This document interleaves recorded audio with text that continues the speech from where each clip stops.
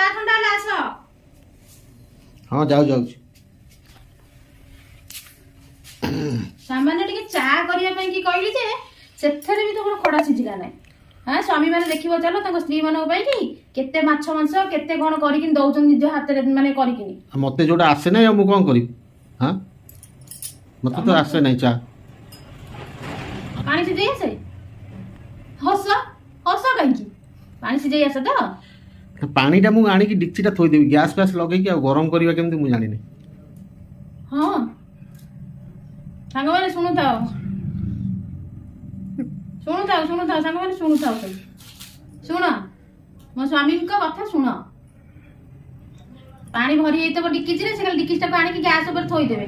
ଆଉ ଗରମ ହେଲା କି ନାହିଁ ସେଇଟା ସେ ଜାଣିପାରିବେନି।